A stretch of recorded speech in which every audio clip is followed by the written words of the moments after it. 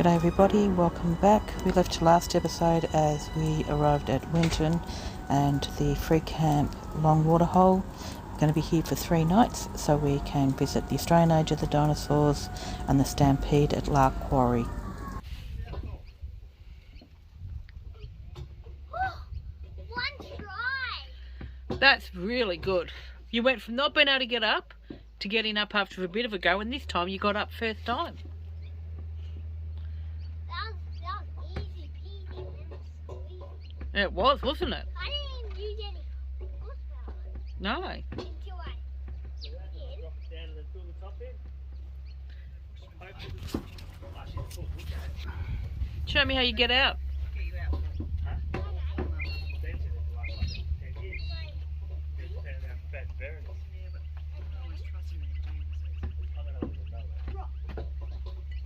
Well done. So today is the day that we're off to visit the Australian Age of the Dinosaurs. What, 2 years talking about it, now today we're actually going very often at the moment.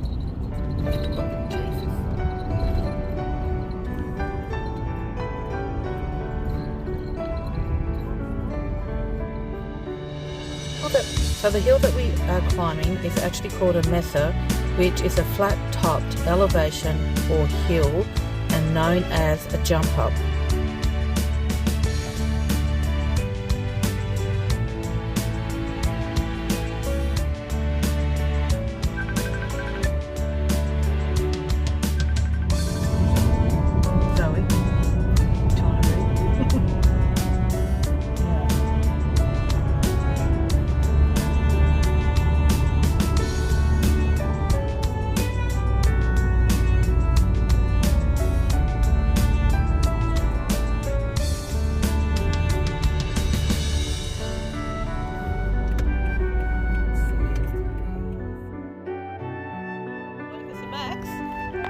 Are you excited about our tour today? Yes! Oh, look at the board, boys, look. You've got the Crocosaurus Garden, yeah, whatever that says. The Gondwana Star Observatory, the Canyon Outpost, all the things we're going to do today. Oh, can we go see the T-Rex park? I reckon. We're going all around it.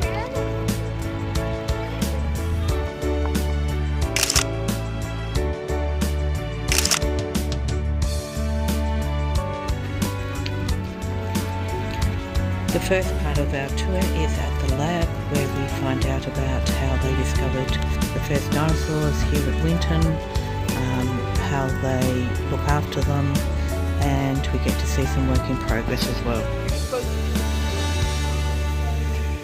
Well, I think Danielle, she gave me these and then there's all those. 1, 2, 3, 4, 5, 6, 7. Yeah, that brings us to about 6, 7. Great. Alrighty folks, so if you gather around into this corridor here, I'm going to take you back in time. Not too far though. So some of you probably alive back then, I know I was. 1999. For some of you younger ones, you don't even know what that is probably. So we're going to head back 2 decades to 1999. There is a bloke called David Elliott, and he was a sheep grazier. He's been living up on Belmont Station, 50 kilometres northeast of Winton, for all his life. He's a 3rd generation farmer, and he's out one day on his property mustering some sheep. That guy over there, smiling away into the distance, that is David Elliott. And he just thinks it's another ordinary day in the outback. But then he finds something. Does anyone know what that something is? Dinosaur. Yes. So just to give you an idea of what kind of dinosaur bone he found, see that big thigh bone, the femur, just at the top? That's what he found sticking out of his property. So pretty big bone. And they are massive. This is Trixie's thigh bone. I'm going to stand like this. My arm span is the size of her thigh. That's how big she is. We think they could have reached meters of 20 meters in length. So they could have been favourite. You have Ian here. This is Ian's shoulder blade.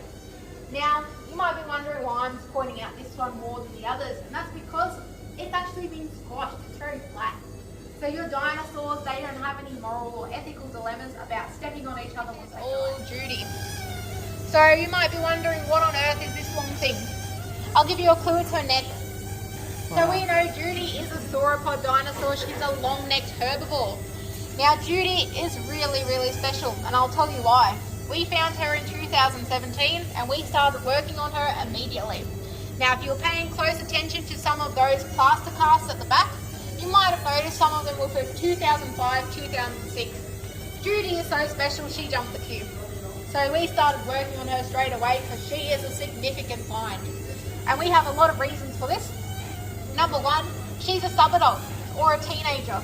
Now we don't find too many juveniles in our deposits. A lot of the time we're finding adults. So finding a juvenile like this, a teenager, it tells us about their growing phases. It tells us a bit about what stage of life they're at. So that's pretty cool.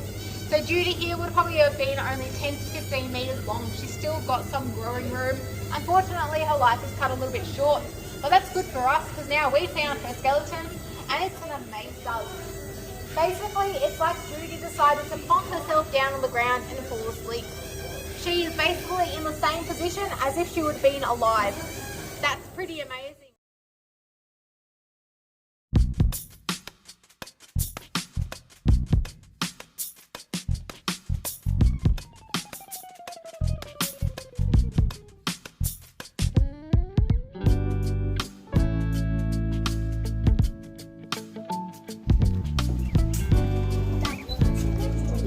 You can sit next to me, darling. We're going to sit down here at the front if you like. So you can see.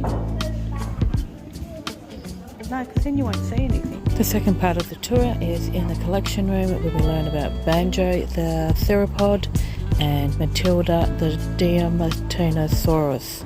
I think that's how you say it.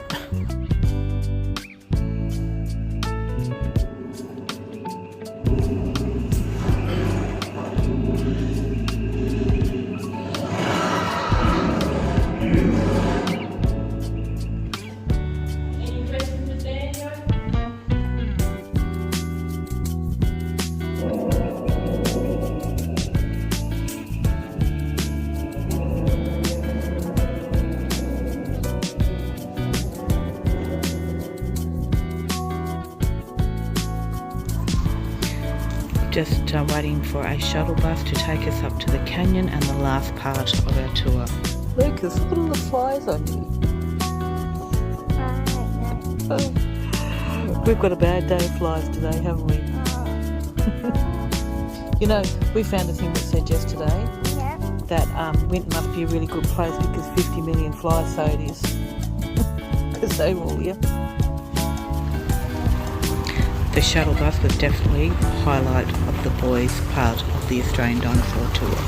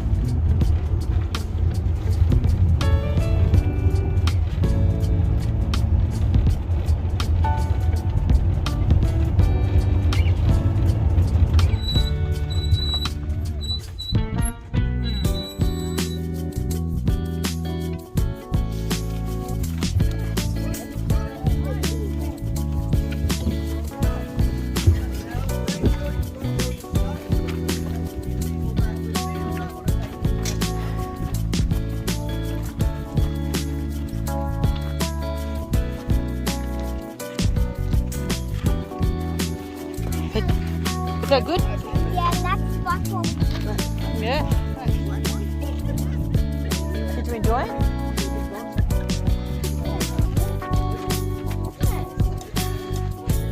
Can you see the dinosaur over there?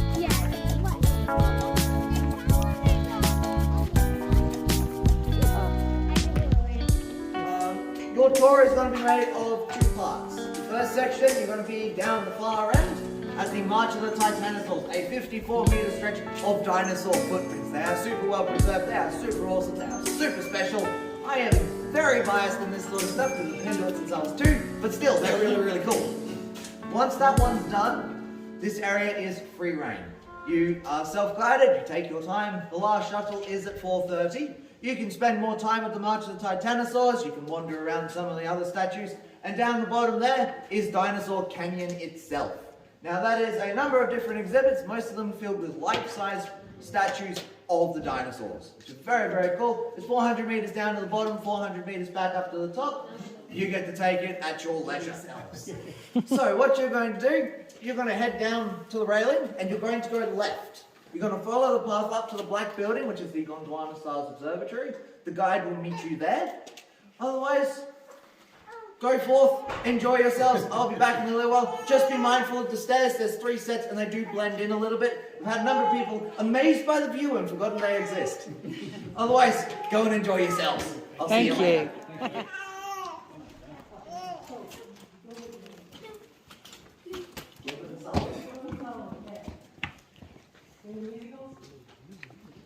I mean, I'm slowly being forced into them, but... I know where dinosaurs are from, but before that. Yeah. So about 100 million years ago, we had the Mesa.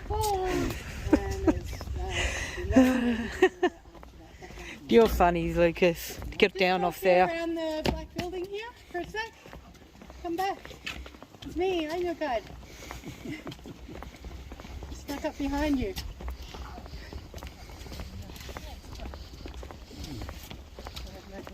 Is this going to be a new exhibit, is it? Yeah, it's going to be the observatory. That's what he was talking about with the observatory. Actually, he told you all that. Nathan already told you about our observatory here. Last opening date I heard for that was about September-ish. So by the end of the year at the very least, and we'll start having night tours to tell you all about the night sky and the constellation. And theropods are the meat-eating dinosaurs like Banjo, the Australovenator, and also Tyrannosaurus, meat eaters, and Sluriosaurs are a branch of theropod. And the footprints we've got in here are from a particular set of Sluriosaurs, little bitty ones about the size of a big chicken. And that's what those 3 at the end there represent. So little chicken-sized scavenging Sluriosaur theropods. So when I talk about Sluriosaur theropods, that's the picture you want.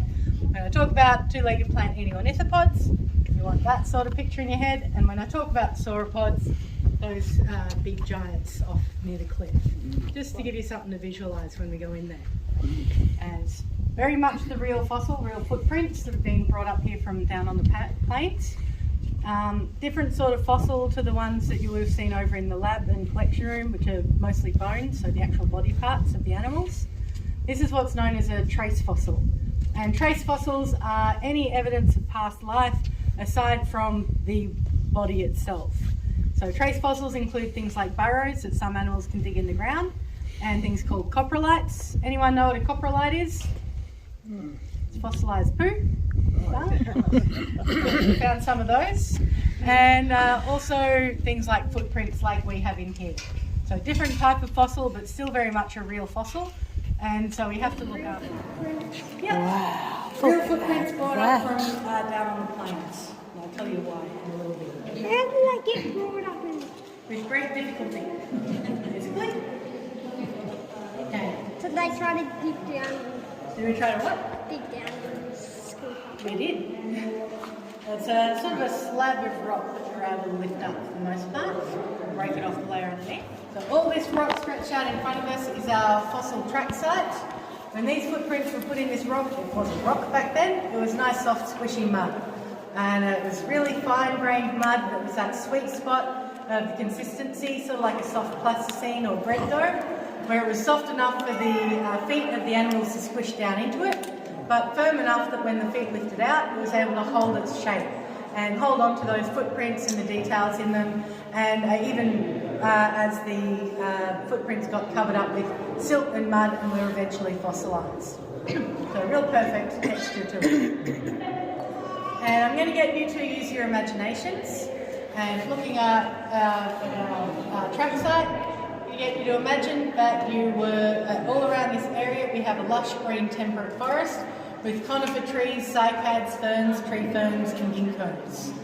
Way to your left through that wall there we'll have a lazy river winding its way through this forest, and when this river fills up with water and overflows, it spills over and feeds into the billabong that we have stretched out in front of us here. And the footprints in here capture about a few days over the life of this billabong. More than one day, fewer than a week, or less than a week or two, just a few days. And during these few days, this billabong filled up with water and emptied out again at least once. When this billabong's full of water, we have animals swimming around in there, like fish and crocodiles and turtles. Flying around in the air, we have insects and flying reptiles called pterosaurs. And coming down from the forest to get a drink at our billabong, we had a number of different dinosaurs, like those long-necked, long-tailed sauropods, the two-legged plate-eating ornithopods, and little scavenging coelurosaur theropods. So hopefully I've painted a picture for you for what we believe we have captured in these footprints. And now we can have a closer look at some of the brush strokes that build up this picture. So far in this track site, we've identified at least 3, possibly 4 individual sauropods. Up in this corner up here, we've got what we call the trample zone. As the feet keep on carrying along and curves around into the wall between those 2 windows at the back. So this one particular sauropod has walked away from us, from this end to the other end, along the... So, our sauropod footprints, this is the back left, and that's a front left. And if you have a look around the outside of our sauropod prints, you'll see we've got this ridge or mound covered in little ripples. In the middle of a lot of our sauropod footprints, we have these little lumps in the middle, and this I like to call that a splat. But if you want to be more technical, it's an adhesive trace. So humans, we have an arch on the bottom of our hind feet, and sauropods had something sort of similar, a bit of a hollow on the underside of their feet.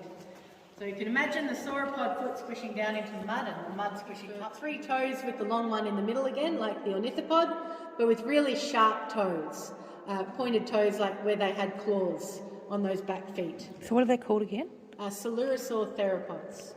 Starts with C-O-E and it's just downhill from there. Thanks. These footprints. We believe that we had a big adult sauropod that was walking along in the mud, and next to it had a little baby, possibly its baby, walking next to it. Then this little baby has got a bit excited and decided to run rings around the adult. And the adult has had to slam on the brakes to avoid trampling over its little baby and has gone slipping in the mud.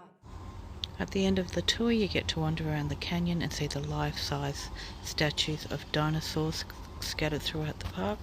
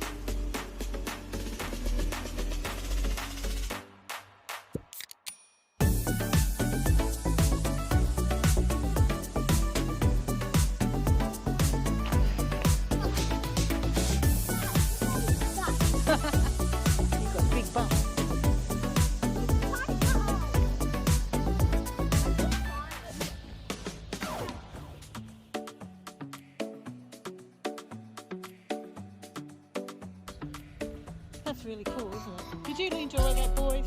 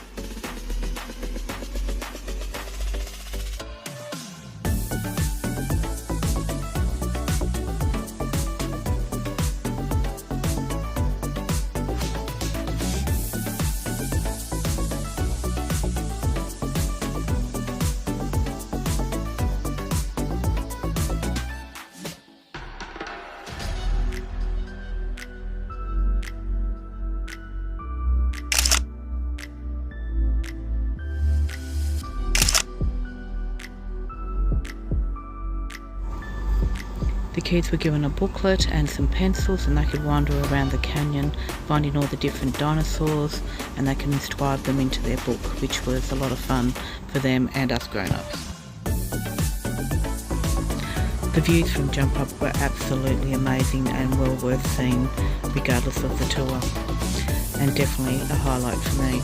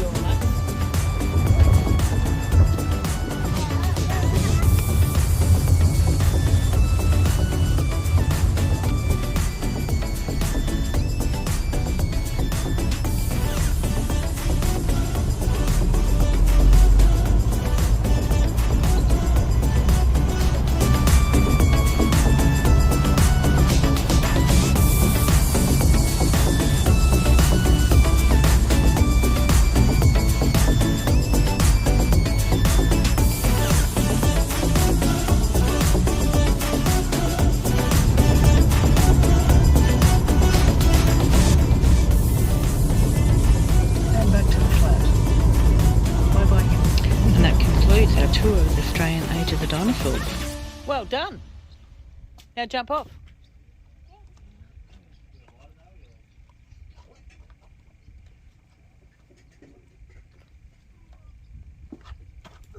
Oh, well done. So we enjoy a nice, quiet, relaxing evening around the campfire as the sun sets.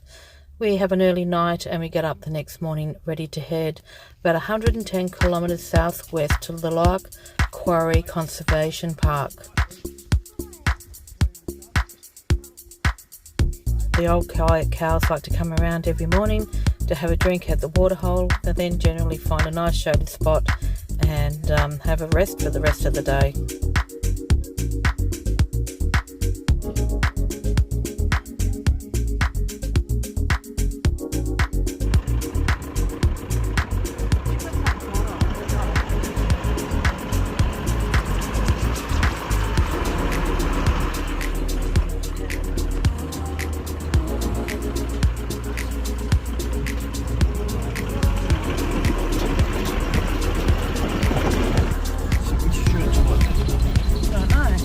I don't get round camp too much. The cow. He's coming back.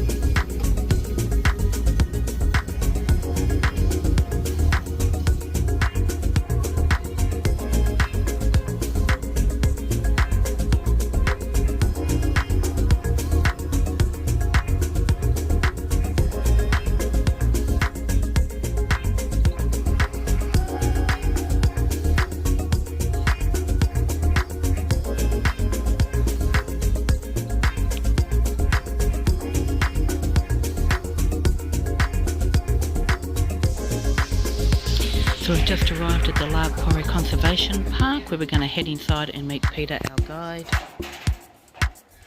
So Peter, our guide, is going to tell us all about the discovery, conservation and what they think happened to create these footprints in the mud.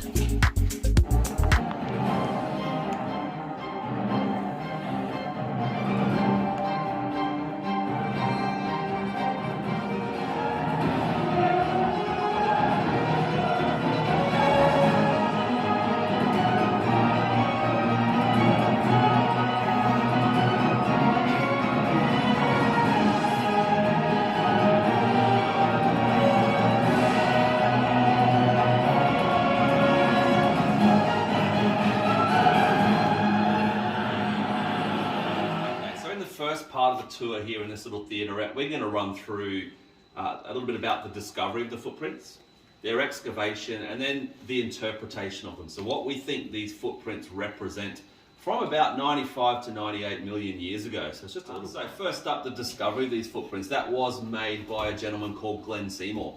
He used to manage Cork Station, which is not too far from here. But in his spare time, he liked to look for opals. He was an opal fossicker.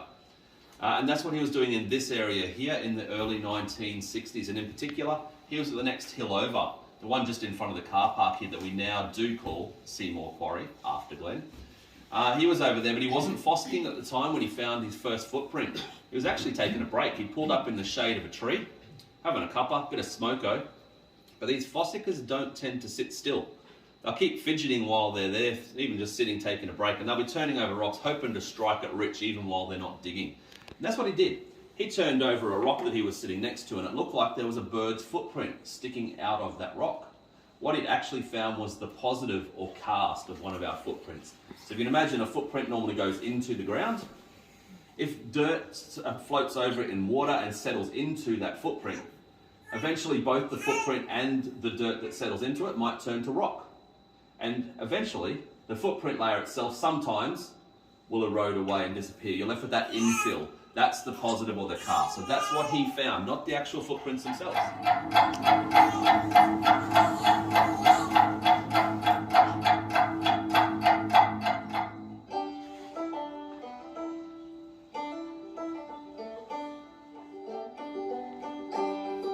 So enough banjo music?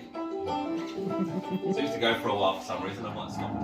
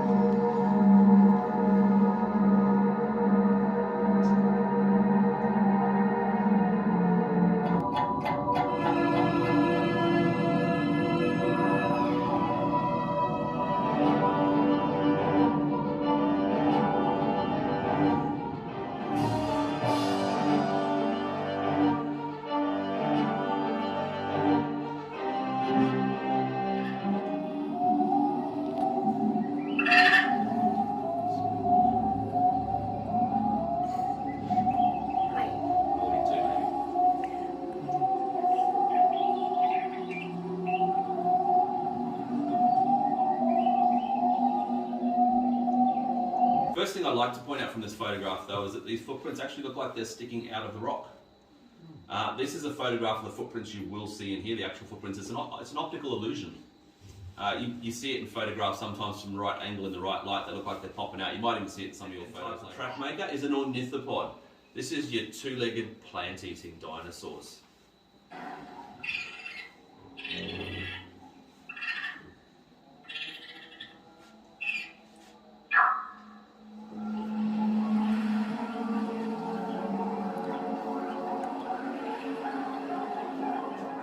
See it, that's it there.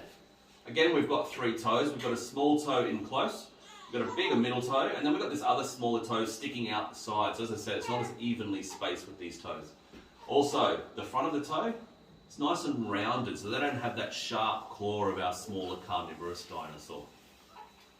Our final track maker in here, this is our predator. This is our two-legged meat-eating dinosaur, a theropod.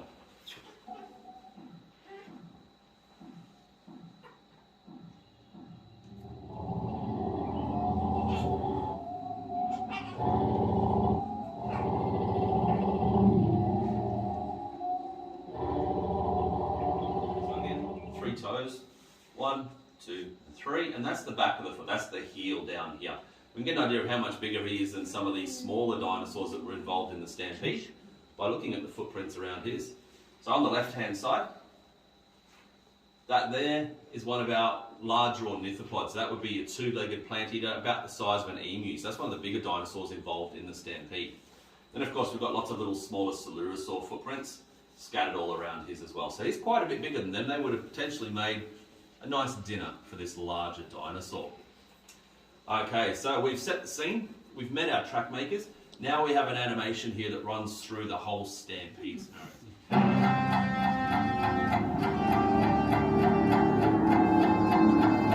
That's a long time ago.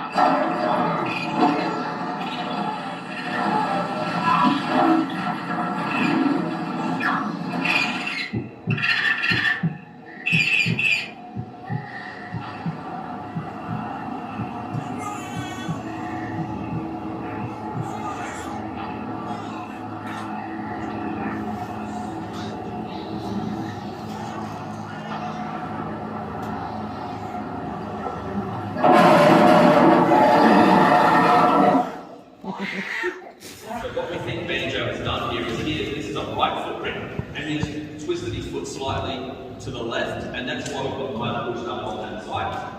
We then see he's gone from running straight to next thing being out wider. His next footprint is out a little bit wider. We then see he starts to do his turn. So also, with footprint number 11. With footprint number 11, the final one there, we see mud pushed up at the back edge of that footprint. That mud pushed up is where we think Banjo might have spotted a rift.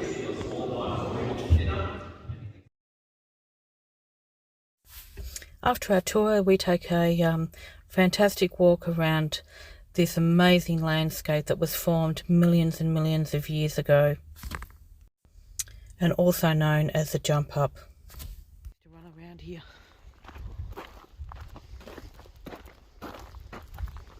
What's your favourite dinosaur?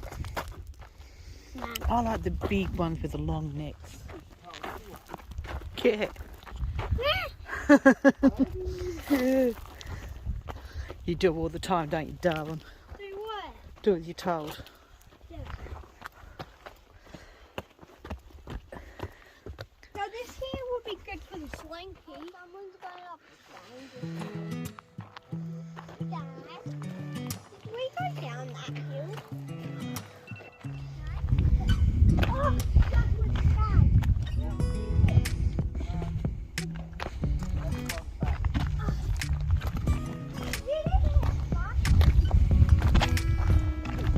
Go back down that way. You're doing the big one. No, but you go around here. To this walk? Yeah, 50 minutes. This one?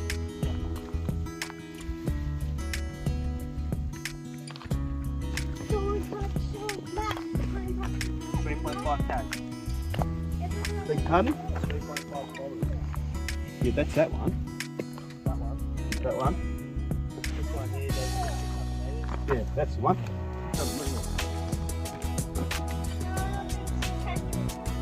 Should we do that? Yep. 600 meters. Only 600 meters. Black men don't touch. 7 and 12.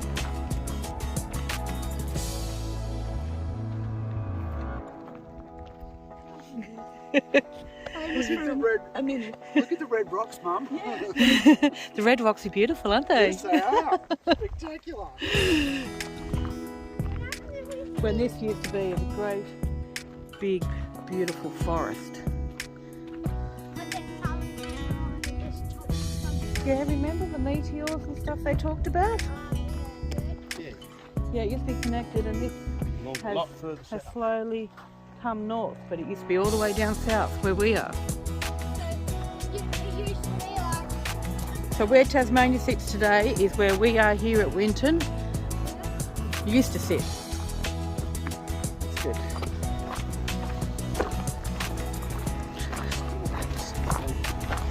Ooh, sharp. Is it? Oh yeah. Oh. I like really sharp. Yeah, like needles. Nice. Yeah. I haven't seen this fly. Have you? Killed a fly. Yeah. We've all killed flies. We've all eaten flies. You ate one yesterday. Because I saw my fly. I was walking and something went in my mouth. Yeah. 600 metre walk we're doing. It's not very far at all. We could have done a 3.5 kilometre walk. Would you have liked to have done that one? The 3.5 kilometre one? You don't know how much 3.5 kilometres is, do you?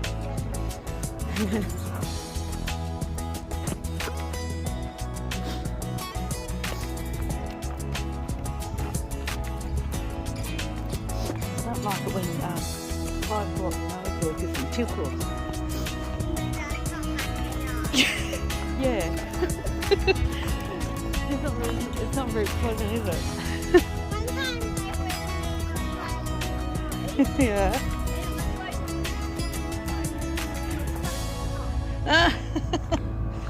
Oh, So that's the end of our tour. We're now going to head back to camp, and that's where I'm going to leave this episode.